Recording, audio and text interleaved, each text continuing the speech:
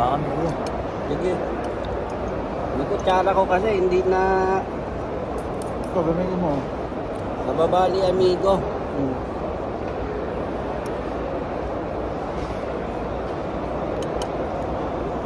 Asawa mo to, luto, amigo, no? Oo, amigo. Quality to, amigo. Pwede. Salamat.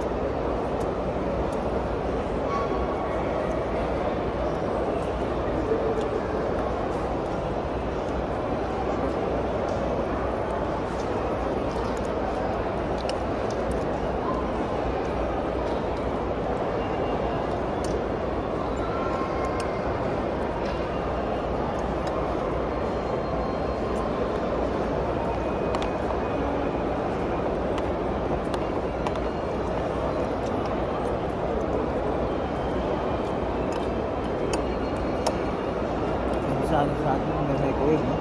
Oo.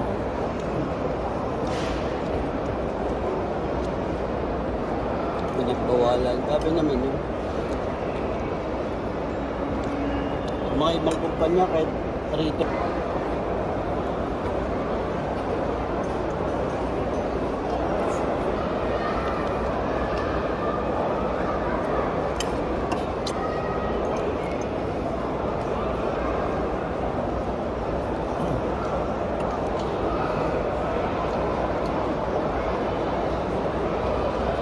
Hindi dinudumog.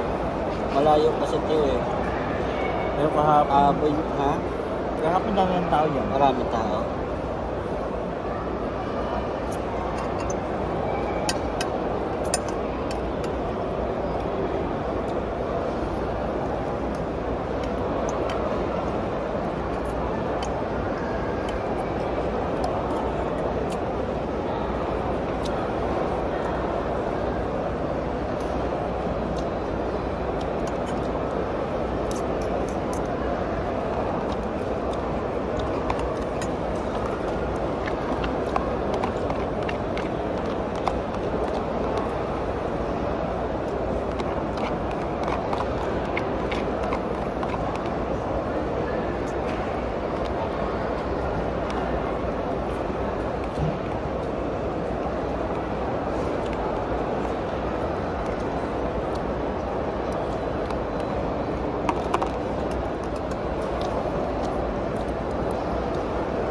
Ilang, walang papasok na yata si Tina sa kwan, linggo.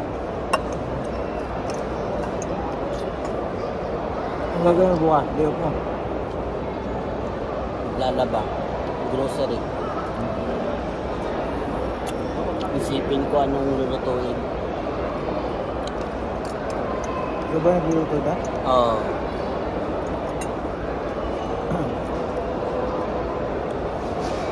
Ang niluto mo na. Gusto ko po sabaw po. Diba? Magandang sabaw po. bahay sa buong mo na. Tinulang manok, salad, and salad. Mga ganun. Oo.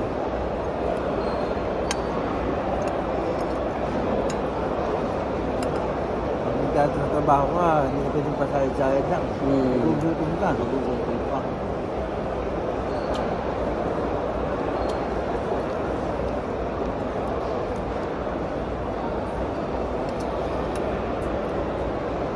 Yung ganyan, magkano ganyan order niya? Ganyan.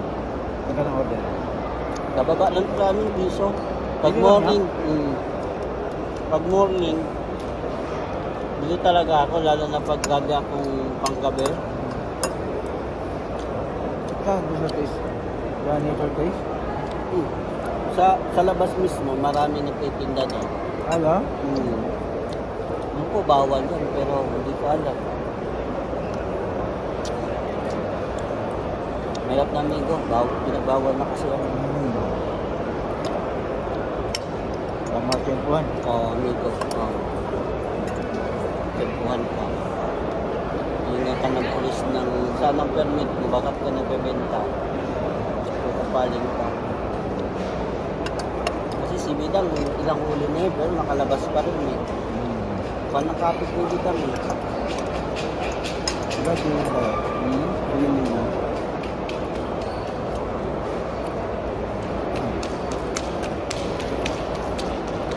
Ano ba? Sa Korean ka?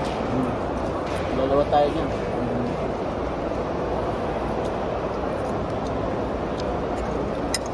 Pwede mo istorya ng OFW. Break time ng mga trabahador. Pwede mo gawin ng istorya. Break time ng OFW.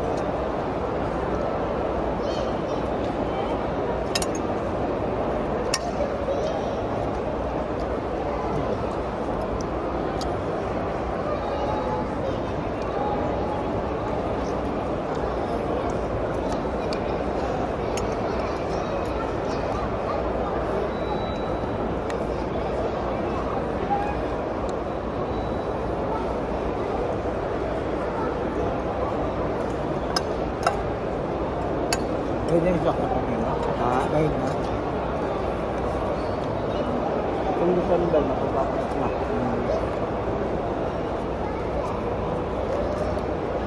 Magkano monthly mo yun? 120. 120?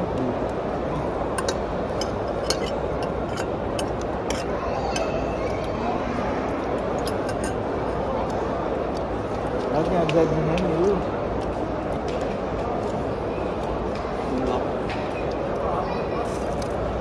Enjoy ka naman, no?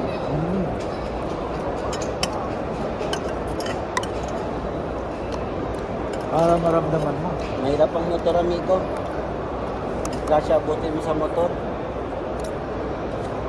Mainit pa. Bumamotor ka ba?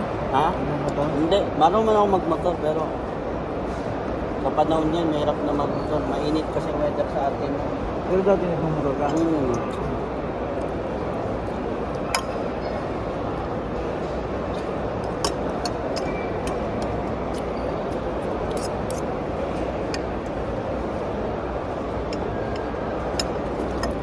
Sa probinsya pwede. Pero mas gusto ko pa rin kotse, amigo. Komportable ka sa loob, naka-aircon. Pwede ka matulog doon ng overnight. Mabibits man kayo o mag-picnic kayo. Wala magsasabi sa'yo, oras na uwian, wala nang hassle. Anytime. Di ba? Pag mainit.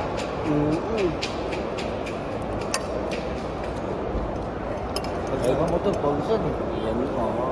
Iba na talaga ang weather sa atin.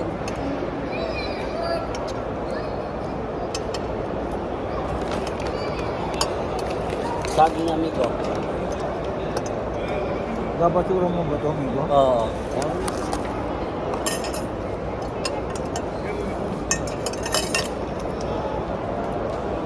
Oh, saging. Ha?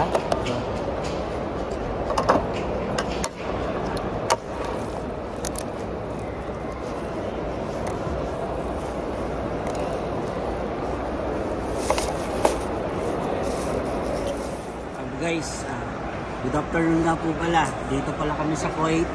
Ah, alas 2 na ng hapon.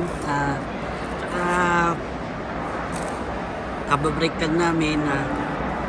Galing tayo sa break. Galing tayo sa break. Ayun. Galing kami sa break. Tapos Ano na bang kaming- binahan mo? Binaon po namin yung chiksilog na may itlog.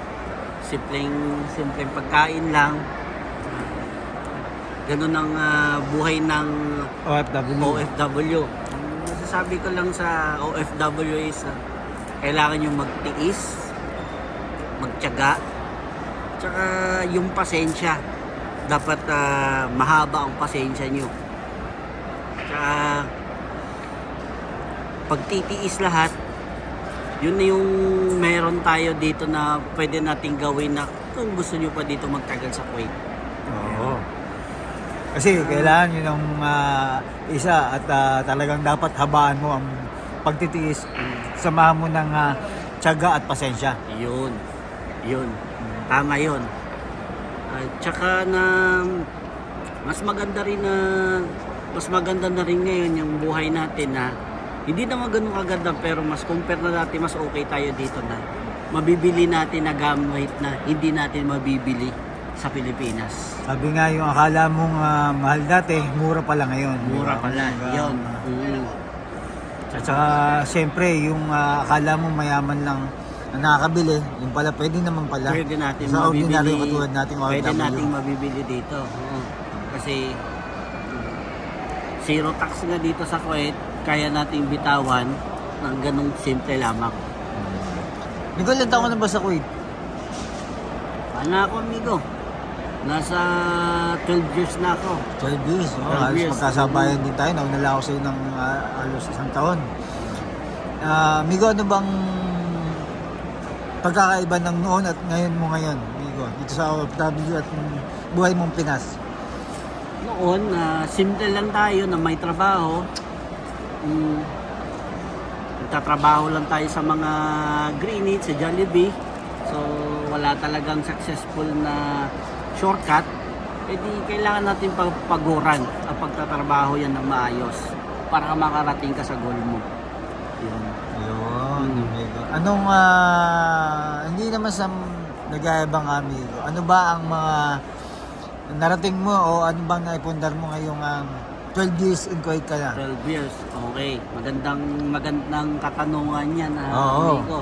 At least yung dati, nasa Pilipinas ako, syempre, nagko-commute tayo, hindi naman tayo mayaman. So, ngayon, may napundar natin ng konti na meron na tayong sasakyan. At saka, meron na tayong nakabili din ng lupa. Na dati na nakatira lang tayo na hindi sa atin lupa, nakakapundar naman tayo ng lupa. At least na maganda yung investment. Yung value hindi bumababa. Isa pa, magandang investment sa mga OFW. Pag meron kayong extra na pagkain, hindi pagkain, meron kayong extra na pera, ilaan nyo po sa ginto. Kasi ang ginto, hindi bumababa ng presyo. Kusang pag years to years, tumataas yung value. Yun lang ang yun lang maipayo ko sa mga OFW. Pero kung may ginto naman kayo, ingatan nyo kasi minsan yung ginto nawawala, nananakaw. Yun. Kailangan natin pag-iingatan para hindi mawala sa atin.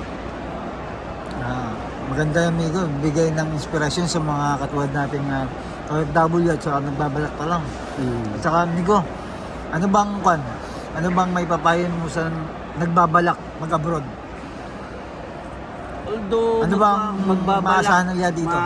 okay, magbabalak sila, kung talagang kusang loob talaga, lakas ng loob, kasi hindi biro po mag-abroad, kailangan buo ang loob mo, kasi nga maninibago ka sa lahat, maninibago ka sa weather, ibang weather dito, maninibago ka sa pagkain, maninibago ka lahat, kaya dapat kultura kailangan nila, mong, iba rin. kailangan mo mag-adjust, kailangan mo magtiis, kung meron na gusto ka marating talaga, yun, maho-homesick ka rin dito, kailangan na friendly tayo para marami tayong magkakaibigan kaysa naman marami kang kaaway. Yun, maganda yung amigo. At saka sabi nga nila, kung isang OFW dapat matapang ka, amigo.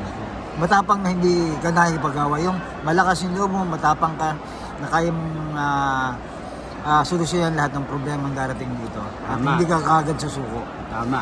Yes. Ibang tapang yan. Opo, kasi karamihan ng mga OFW hindi nakakayanan, so meron nade-depress, meron nagsisiside, so hindi maganda yon. So kailangan nating harapin kung ano yung problema, kasi wala namang tao na walang problema, lahat may problema. Yun yung magandang nasabi ni amigo. Salamat amigo sa na-share mo. Sabi nga isa kang inspirasyon sa tulad ng aming OFW. amigo. Kaya ang OFW, hero po tayo, hero. Oo, amigo. Hindi po basta-basta sakripisyo natin dito para sa atin, para sa pamilya, para sa lahat. Salamat amigo sa magandang nasabi mo at salamat sa mga naibahagi mong istorya ng OFW. Amigo, may dadagdag ka pa ba? Wala na. Yes. Break it Oo. down. Salamat. Thank you. Salamat. Ingat po at respeto sa bawat isa.